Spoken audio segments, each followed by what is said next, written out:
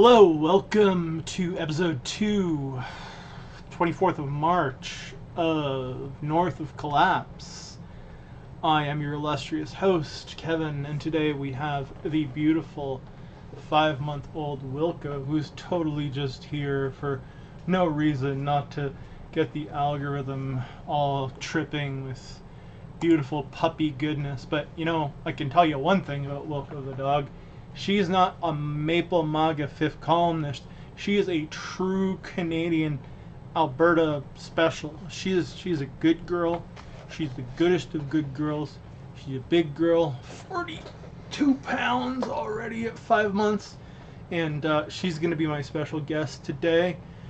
She's not a big fan of the Americans. She prefers her stuff local from our Hutterite butcher, not butcher, farmer.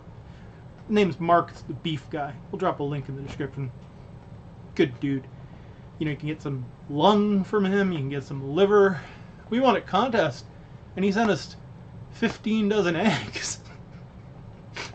that is a patriot. That is a true Canadian patriot. And so is little Wilco here. Wilco was abandoned out in Vulcan County, Alberta. Vulcan, like Star Trek. And our dog died on September 6th. My sweet girl, Rogue, who's on all our stuff. That's Rogue right there. And we just fostered this sweet girl, but fell in love with her a little bit. You can see she's got some psycho killer eyes. As they say, she's stoic, right, to say the least. But she's a very special girl. She just lost a premolar today, and I helped her extract it, tactical extraction, because, well, it was just hanging there, and I put my fingers in her mouth, and she just yanked it away. So she is absolutely not a Maple MAGA fifth columnist, but today we're going to talk about a lot of things that don't make much sense, and one of them is Danielle Smith, who keeps using the word sovereignty. But what Danielle Smith really means is servitude. Servitude to an empire that wouldn't even defend its own capital without taking selfies. Servitude to a movement that views Canada as a resource base and Alberta as a future colony. For people like Danielle Smith and the rest of the Maple MAGA fifth columnists, sovereignty isn't stickers and slogans. It's memory. And, today we're going to pull the mask off Alberta's annexation fantasy before it metastasizes like the cancer that America is on this world. The pox on this world that America is. Right? Well, yeah. Here, maybe. You want a treat? You want a treat? You want a treat? You want a treat? Yes, she does want a treat. Oh, fix your ears so that people aren't seeing your brain. Right, so we got a puppy here, and we're talking about Danielle Smith, right? So when Carney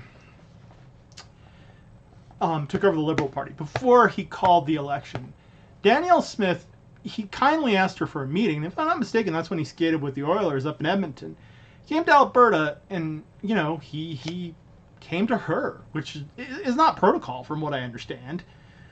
And Carney proverbially kissed the ring. Carney was born in the Northwest Territories, raised in Edmonton, from what I understand. And the first thing Smith did was basically put him in an impossible position. After he'd already repealed the carbon tax, Smith created this narrative frame where Carney, who, for all intents and purposes, for the Alex Joneses of this world, is a fucking globalist, she basically put him in a position where he's pigeonholed as wanting to restrict Albertan oil extraction. Now, let's be real. Carney might not be perfect. I'm still reserving judgment, although I don't think he's a Manchurian candidate like Pierre Poilievre. But Carney is not the tree-hugging, irresponsible hippie school teacher that Trudeau was, that Justin was. I'm planning on voting Liberal here in Calgary Centre. And this is one of those seats that's weird. It could flip. It depends on turnout. I mean, there's been this very very strange. I mean, gentrification in part, yes. Housing prices are going up here. The house I bought is worth 25% more than I paid for it 2 years later, so sure. But it's also this diversification. I saw some NDP signs today. Some lovely people across the street have a "don't mess with nurses, don't mess with our pensions." And those are all targeting Smith. And there's this disconnect between Smith and the suburban folk and the rural folk and the people in urban Calgary and urban Edmonton who are increasingly coming from British Columbia and from the east, Montreal for me. And in this disconnect, we're seeing this demographic change in Alberta, from what I can tell. And that MAGA moron, Maple MAGA fifth column shit doesn't really stick all that well with some of us. It seems to be crack cocaine to some people. But to the educated people, the people of this neighborhood who, reasonably well off, the majority of them, at the dog park, our conversations are rarely overtly political. But at the same time, there is a recognition that Danielle Smith does not have Alberta's best interest in mind. Rather, what Danielle Smith is doing is she's running a legit influence operation for Maple MAGA. And considering she just visited Texas, we have to wonder who is funding this. We know that the Koch brothers and other American entities were funding the Maple MAGA movement during the Trucker Convoy when it was still in its infancy. But if we follow the money today, who is funding this? I would not be surprised, and this is something that needs to be looked at because we know there's American interference in this election. People like Peter Thiel, who like to have other people get their hands dirty, but who want to essentially cripple sovereign states in favor of, shall we say, these like technocratic, techno-corporate power centers. God, I sound paranoid right now. I'm sorry. It's not my intent. But for basing off what I was going off of yesterday and just this cognitive disconnect that keeps resonating so harshly and hard from the Maple MAGA movement, what I'm seeing right now is what we'd call in French un maudit coup monté. And I guess that translates to false flag, and it's not exactly what I mean. But I don't think that Danielle Smith is a true Canadian, nor a patriot. I think Danielle Smith is an asset. I'm not saying she is an American agent. I'm saying she is, in my opinion, an American asset. An asset is someone who does the bidding of another party rather than operating independently. And being the empty suit that she is, and given the empty suit that Poilievre is, a career politician who won't get his goddamn security clearance done, and, it's not that complicated in Canada. I can tell you that firsthand. What we're seeing here is a pattern of obfuscation that kind of like embodies the elite level of Maple MAGA. And that's perhaps the most dangerous part, because there's also this cognitive disconnect between the ground level Maple MAGA movement and its leadership, the Danielle Smiths of this world, the Pierre Poilievres. I don't know if he likes it when I say his name that way, but he's looking to win seats in Quebec, which is probably not going to happen. And I wonder to what degree Max Bernier, who's a total nut job. Let's not like lose ourselves here. But yeah, Danielle Smith, not a good human, not a good person, not good for Alberta. In bed with the Maple MAGA fifth column, ready to sell Canada out for a dime bag of who knows what. If she was really a patriot, now would be the time to suck America's refineries dry. What most of the MAGA morons and the Maple MAGA fifth columnists don't realize is that 60,000 high-paying jobs in U.S. red states, including Louisiana, depend on discounted Canadian crude exports from Alberta. If Smith was just to tweak the tap like a patriot and cut supply a little bit,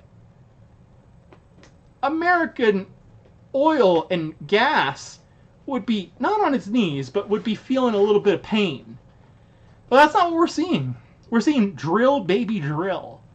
Carney, don't prevent us. Don't put caps.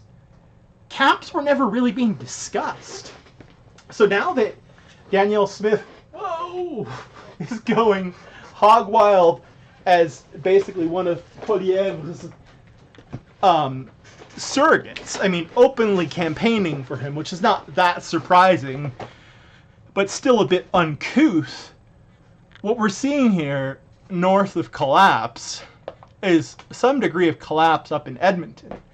And it's a collapse of integrity, and it's a collapse of goodwill, but it's also a collapse of narrative.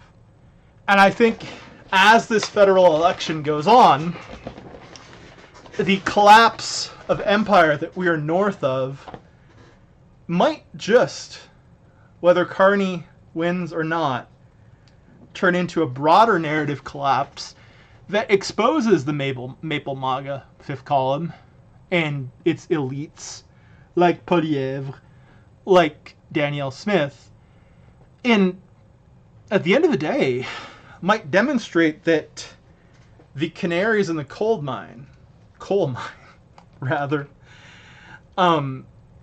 these American proxies that are interfering in Canadian politics and Canadian society might have more of an elitist base than the ostensible populist one they portray, narratively at least.